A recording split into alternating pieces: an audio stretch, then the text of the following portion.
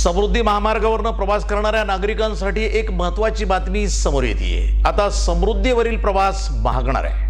महाराष्ट्र राज्य रस्ते विकास महामंडळानं समृद्धीवरील पथकरामध्ये 19% वाढ केली आहे। दिनांक 1 एप्रिलपासून ही टोल दरवाढ लागू केली जाणार आहे। त्यामुळे आता वाहन चालकांच्या खिशाला कात्री लागणार आहे।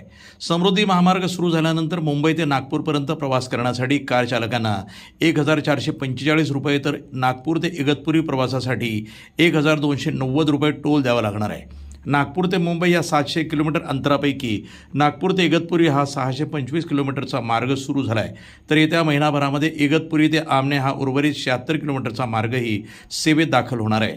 मात्र हा संपूर्ण महामार्ग खुला होण्यापूर्वीच MSRDCनं त्याच्या टोलमध्ये मोठी वाढ केल्यानं सर्वसामान्य नाराजी व्यक्त करत आहेत आणि निषेधही व्यक्त करत आहेत। समृद्धी महामार्गावर जाणाऱ्या प्रवाशांना 19% दरवाढ होणार आहे। ती 1 एप्रिलपासून लागू करण्यात येणार। तुम्हाला काय वाटते, तुम्ही अपडाऊन करते? अतिशय चुकीची दरवाढ आहे ती। विदर्भ समृद्ध व्हावा यासाठी समृद्धी महामार्ग करण्यात आला नागपूर ते मुंबई, परंतु विदर्भाची समृद्धी पळवून लावण्याचा एक डाव तो शासनाचा आहे आणि आता विदर्भाच्या खिशातला जास्तीत जास्त पैसा गेला पाहिजे। तसं पाहिलं तर या समृद्धी महामार्गासाठी विदर्भातली सुपीक जमीन जी गेलेली आहे, संपूर्ण विदर्भात राहणाऱ्या लोकांना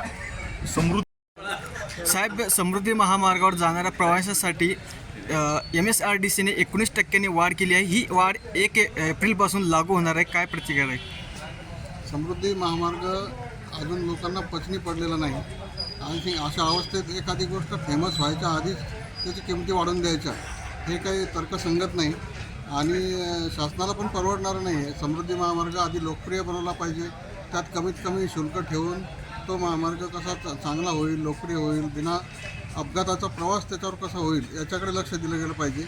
या सगळ्या गोष्टी सोडून केवळ त्याचं भाडेवाढ करणे किंवा त्याच्यामध्ये त्याचं शुल्क वाढवणे हा पर्याय अत्यंत आत्मघाती पर्याय म्हणता येईल याला। NTV news Marathi, Buldhana.